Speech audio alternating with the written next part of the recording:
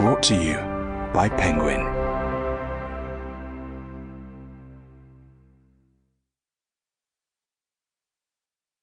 Meetings with Remarkable Animals.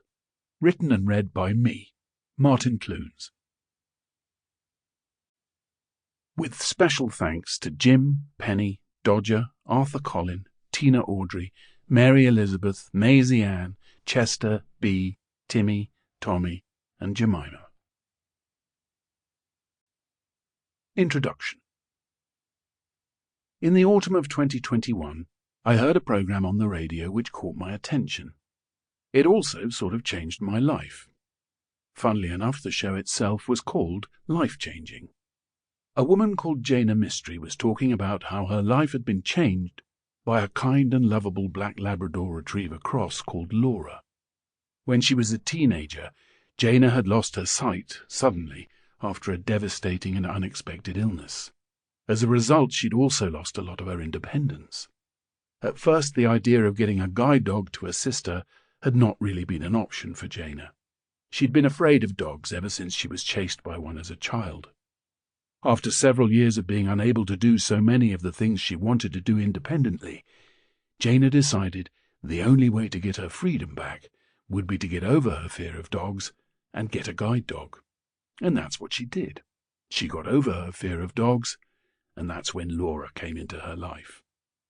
Jaina spoke on the radio movingly about how she and Laura had formed the most remarkable bond of trust and love. And with her dog at her side, Jaina had got back so much of her independence.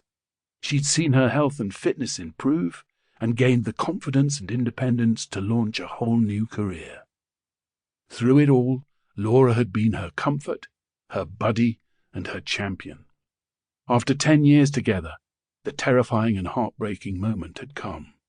It was time for Laura to retire.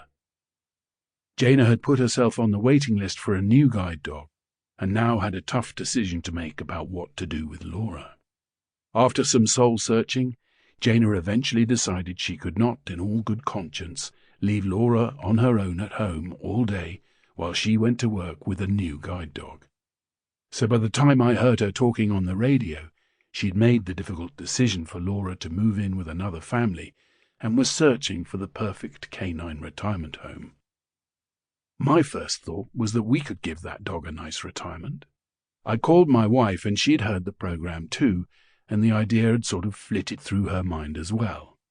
So I emailed the program and asked to be put on the list, as I imagined I wasn't the only one inquiring after Jaina's glowing radio commercial. We love dogs in our house, and at that time we had 4 of them. There was my Jack Russell, Jim, my number 2, who went everywhere with me.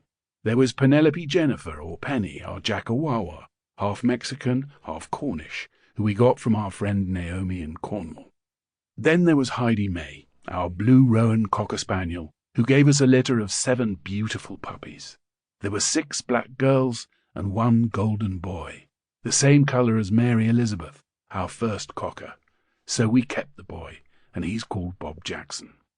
So that was 4 dogs, plus 2 cats, my Clydesdale horses Ronnie and Bruce, along with 3 other horses and a rehomed Shetland pony, not to mention a handful of cattle. So what possible harm could it do to add another dog?